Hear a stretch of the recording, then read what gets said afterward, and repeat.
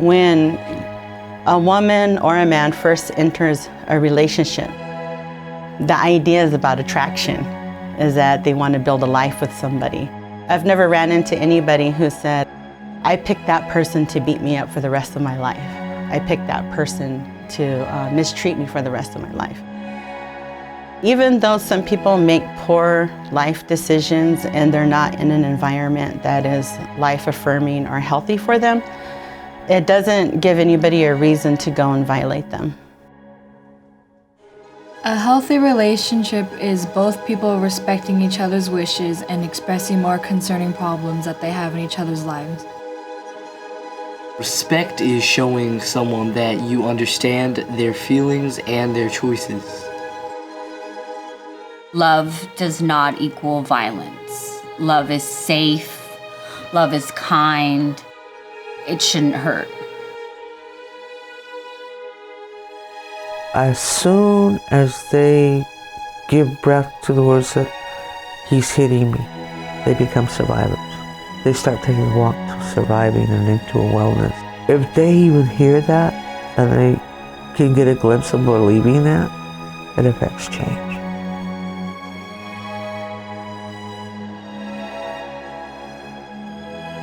A lot of times it starts off as really small instances of violence. It could be just small things to try to control another person. And then it just slowly starts to escalate as you build trust, build a relationship with another person, and then it becomes really complicated. So the Evelica program serves as the tribe's vehicle to address domestic violence, sexual assault, dating violence, stalking, and human trafficking. One of the awareness events that we're most proud of that we developed over the years is the annual Intertribal Sexual Assault Awareness Walk. The walk was started in 2010 by the Native Women's Advisory Committee. Coming back 10 years later and doing the walk here, I realized how much it has grown. From doing it just in our community to now all the reservations from southern all the way up to northern San Diego are coming here. This has been like a real blessing for us to see that it is affecting. It is, even though it's just a walk, that it is bringing awareness. It's important to bring awareness to the missing and murdered Indigenous women because the women are being forgotten.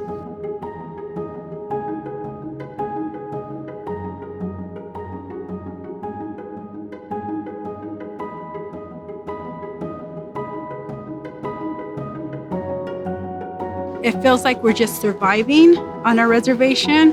And so that is my goal, is to make sure that we begin to live and thrive. And then for the future of my daughters and those that are gonna be coming through, I want to give them the strength and the courage to speak up to where I wasn't able to. We wore the shawls to represent my aunt that was murdered. In the end, I guess it was worth it because we all represented what has been happening. From the young to the oldest, I want to say thank you on behalf of the organization. And what you're doing, you should be proud. You're making aware of what's happening in our communities to support one another. We have to start teaching our young people, our children, to respect our women, our young girls. They bring life into this world, and we should respect them. As men, we should never hit our women, our mothers, our sisters, our grandmas. But we have to start teaching our children.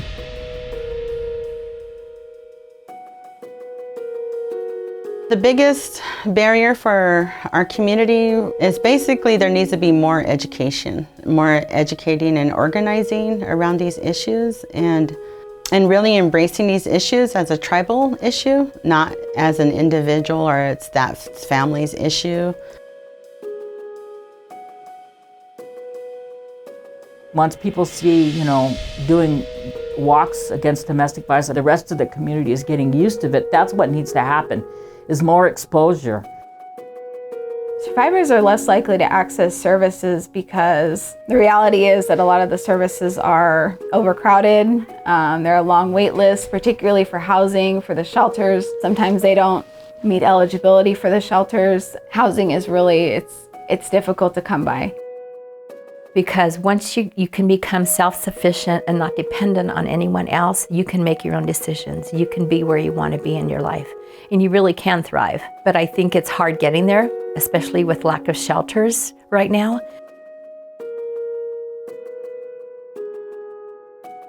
Some of the misconceptions is that it only happens in poor communities, and it doesn't. It happens everywhere. Well, a lot of them in remote areas, they don't have anywhere they can run to. If they wanted to run during a crisis to a shelter, they don't have the car. They have, all they have are the clothes on their back when they're escaping. Some of them, they drag their kids with them to try to get them out of the danger. And some of them, they only have maybe rocks or trees to hide behind or bushes because they're so remote. They're embarrassed to come out and ask for help. It's the survivor or the victim of domestic violence that has to just get up, pick up all their stuff, and just take off. If we ask that of any other person, it would be very difficult just to try to start life over.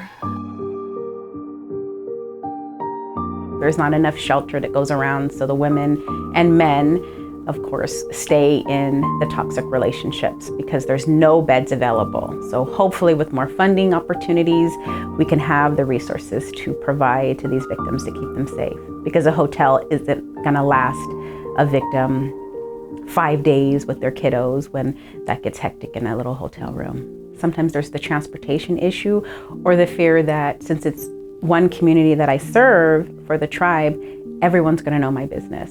And a lot that I hear is that we have to keep this quiet, that you can't have a voice, and to share your experience with anybody, that it's supposed to be a silent process.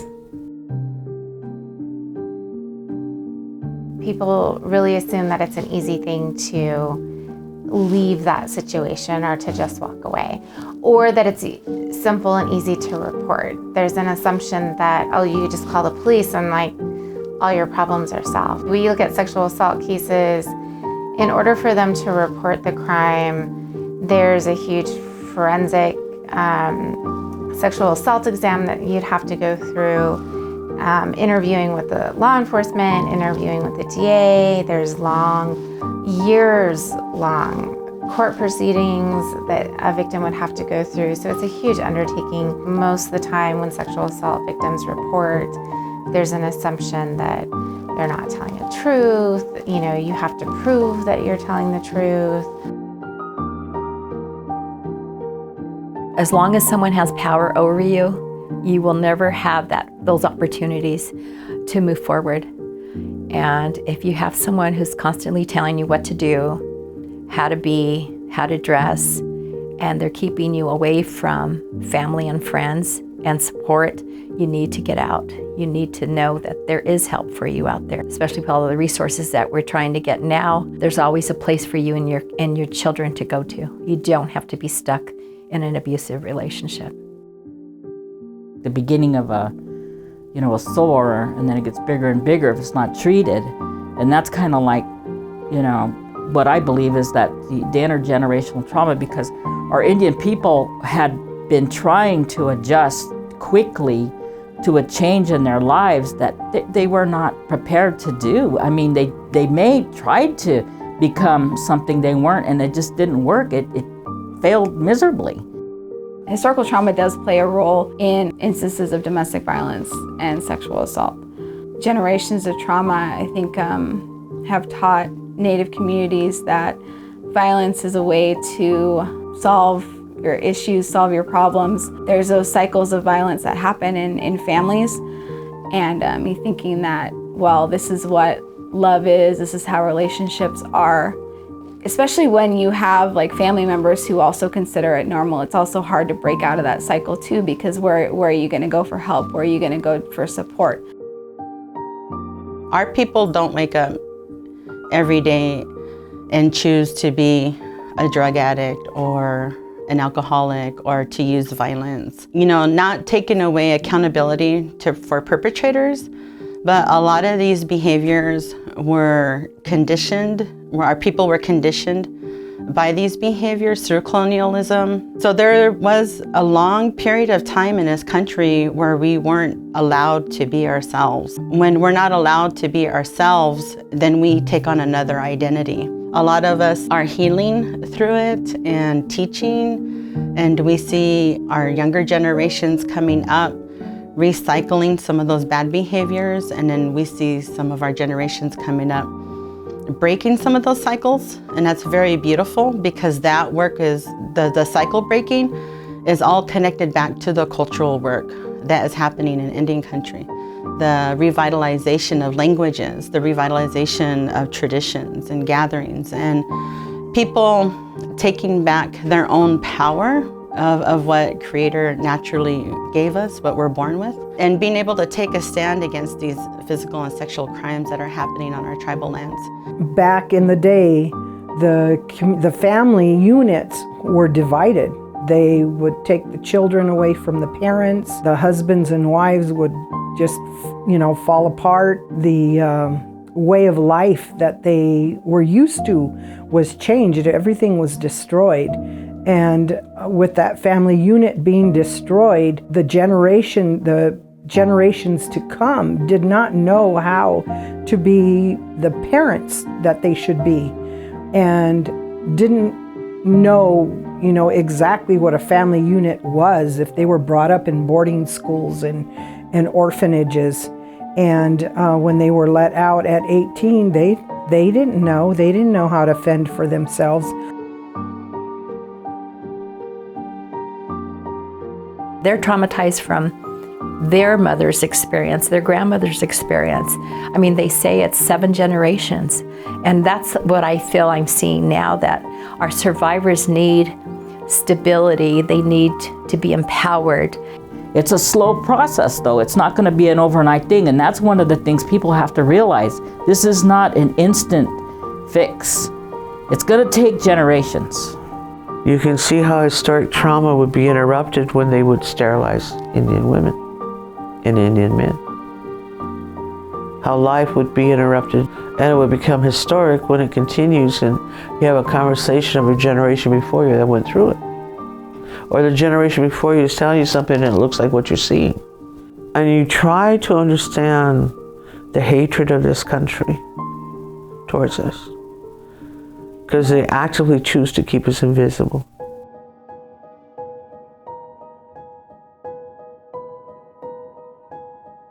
So VAWA came into life in 1994, and that was from the push from our grandmothers from the 70s. And so what we see today is a work of a lot of Native women, locally, nationally, internationally. The Violence Against Women Act has actually been able to give us back jurisdiction and undo part of Oliphant, which was a decision in the 70s that took away jurisdiction over non-natives that commit domestic and sexual violence crimes on our land.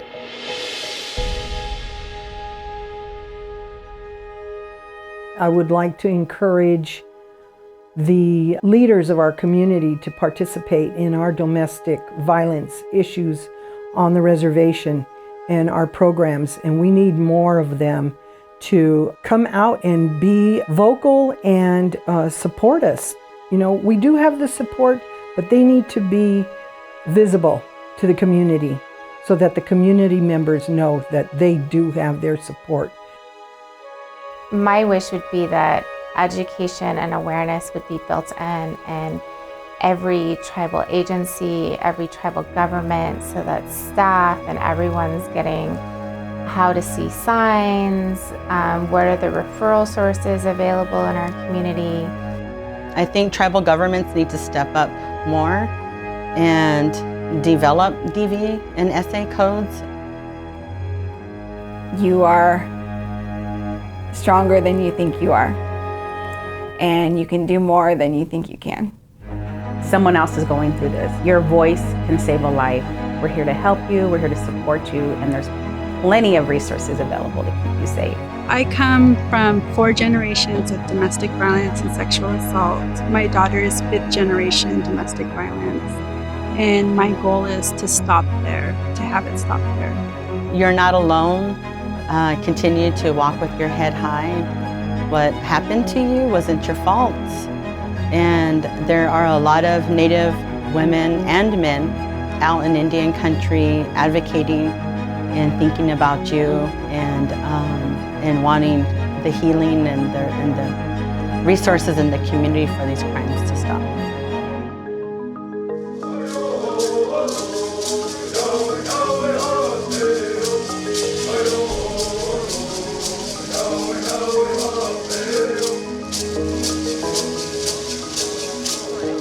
How beautiful a child's eyes are when they stare at you and they smile with those eyes. Being able to learn how to keep that inside of you so that your eyes reflect it too. I see you is a very powerful statement. I see you, we say to the children. But in your memory as a young person, a young adult or a mature adult, even today, I see you. When I hear the young mama say that, I smile because I remember hearing it. There's a disconnect now of the social relationship of our tribes and to wellness. And there's no reason why that very thing I just described can replicate in the social happiness of a society. And the children are watching everything we do. It's almost like it's unconditional love. It's a celebration of, I'm glad you're a part of my life. And I am sorry you are harmed. You know, don't have a problem acknowledging you can't leave victims in this solidarity of pain. And whether it's mental, physical, or emotional, you can't leave them. If we can do something different together, let's do it.